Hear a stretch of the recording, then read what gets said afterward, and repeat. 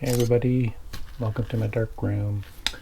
I am about to mix up some Obsidian Aqua. Why, you ask? It's a developer that was developed by Jay DeFehr, and I've been using his 510 Pyro now for a few months, and I'm really liking it. So I thought I would give his Obsidian Aqua a go. It's kind of an unusual name for a developer, so of course I had to Google it. And of course, obsidian, we all know, is a type of a volcanic rock. But I didn't realize that if it's broken, the shards are like glass and sharp, razor sharp. So sharp, razor sharp. So implying that this developer is razor sharp. So that attracted me to it right away. So I'm going to mix up part A. I've got some sodium metabisulfite, and I've got my catechol. Now catechol, we know, is a poison, and fumes are pretty brutal, so you need to make sure you're in a ventilated space. I'm in my dark room. I have a ceiling fan, which I'll turn on in a minute, and I also have a respirator, which I'll pop on in a minute. You won't be able to hear me that well though. Maybe that's a good thing. Because I'm making a 500 ml solution of A, I need, starting off with 375 mils of water. This is warm water. I don't know what temperature. Mr. DeFehr does not state what temperature you should start at, so I'm familiar with these chemicals and they go into solution pretty nicely. So in first will be the sodium metabisulfite, and that'll be 10 grams. Okay, we need 10 grams.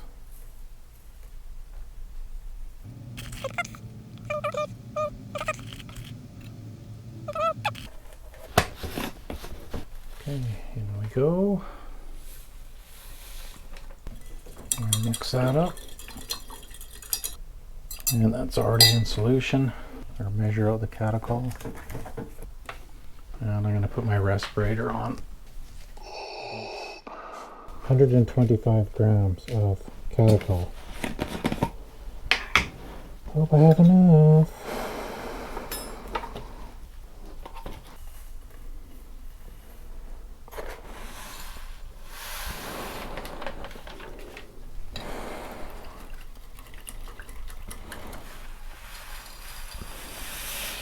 $25 more grams.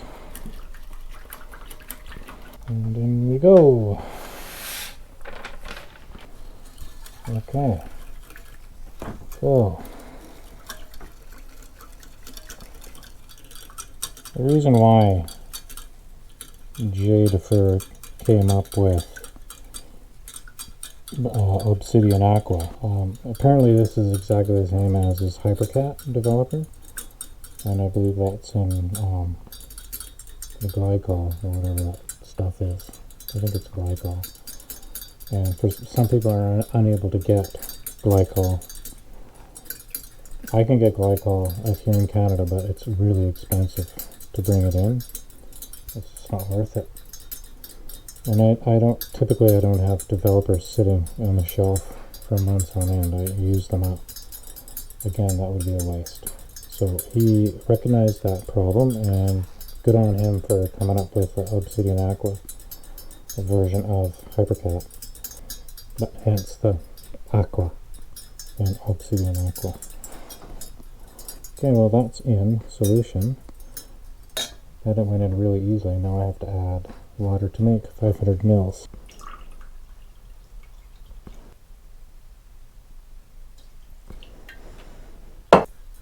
Okay, that went into solution nicely, just as I thought. Okay, so I'll take this off. Alrighty, now I'm going to mix up part B, and I'm not going to be using the potassium carbonate. I'm keeping that for my Pyrocat HD. I'll put you over there. I'm going to instead use sodium carbonate.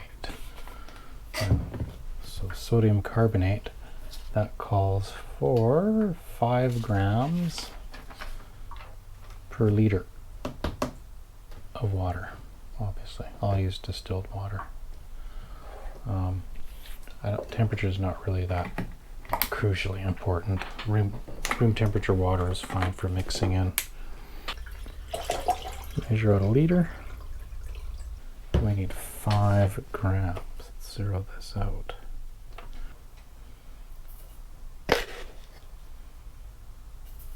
And in we go.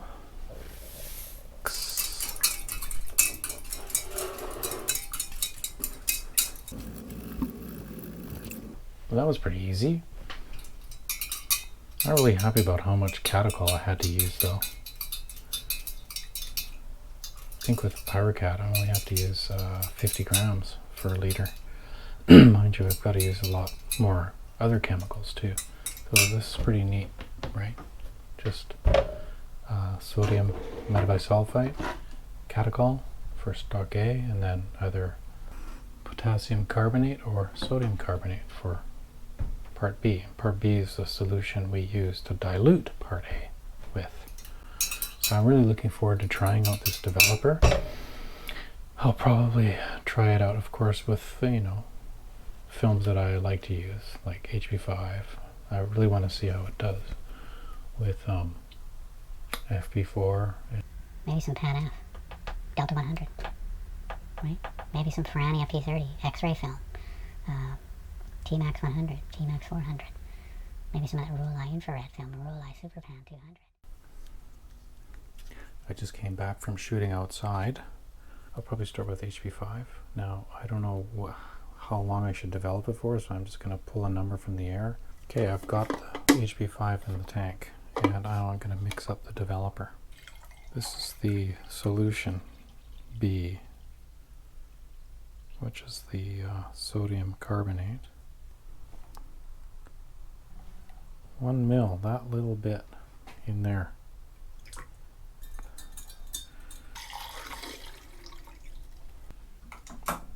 Start the timer. Okay, let's take a look at the results.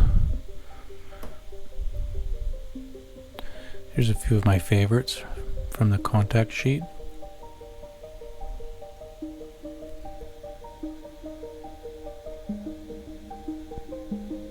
Pretty high contrast, wouldn't you say? A little bit of movement in the dandelion from the wind.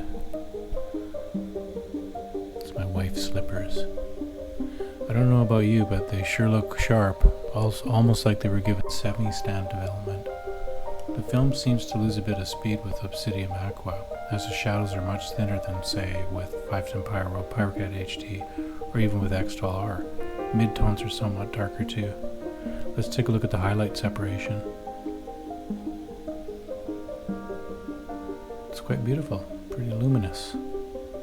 Let's move in closer and check out the grain. What the heck is this? White spots on positive means black spots on the negative. What could be the cause? Possible culprits: bad catechol, acetic acid stop eth too strong or not compatible, acid fixer not compatible, fixer old and contaminated, maybe it's a bad film batch. I'll run a test. I'll expose a roll of film and cut it in two.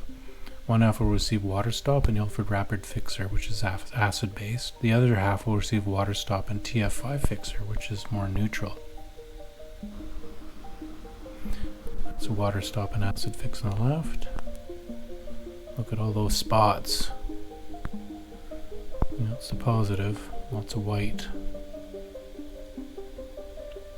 Even with the TF5 fixer, it's still pretty spotty.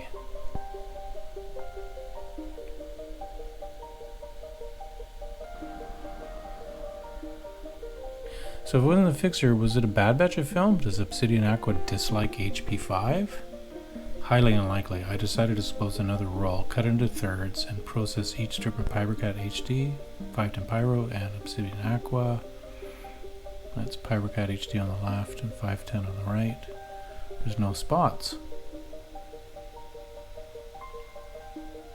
If For the last third of that roll of film, I decided to develop an Obsidian Aqua, but this time I did something I never do with Ilford films, and that is I gave it a pre-wash.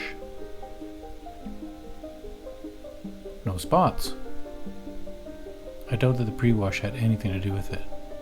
So with another short strip of HB5, I skipped the pre-wash and went ahead and processed it in Obsidian Aqua, and fixed it in Ilford Rapid, which is my go-to fixer. Not a spot to be found. I'm not really liking HB5 at box speed in Obsidian Aqua though. Looks kind of chalky. Let's compare with PyroCat HD image. PyroCat HD is better at box speed, it appears. Grain, contrast, and tonality. It's Obsidian Aqua on the left and PyroCat HD on the right. It's very obvious that Obsidian Aqua has more contrast. Increasing the ISO to a lower EI, more exposure, and decreasing the development time will help. How about the grain? Well, Obsidian Aqua is pretty crisp and PyroCat HD is a bit soft. The tones? Well, Obsidian Aqua is pretty smooth and PyroCat HD is much smoother. Hopefully that spotting issue is just a one-off. I feel confident after developing a 4x5 sheet of HB5 with auto water pre-rinse, stopped in an acid stop and fixed in Ilford Rapid Fix. There's no spotting whatsoever. I exposed this sheet of film at EI 250. The shadows are much more luminous and it doesn't have that chalky feel to it. This is the image, it's a close-up of the negative. That's the whole image. I didn't see any spots. I like this developer, but further tests would be required to hammer out my end times for HB5. I would also like to see how other films that I like to use will respond to it. Cheers everybody, thanks for tagging along. And in the words of Tav Walraven, keep your shutters cocked. Till we meet again, leave a like, subscribe to my channel, get notified. See ya.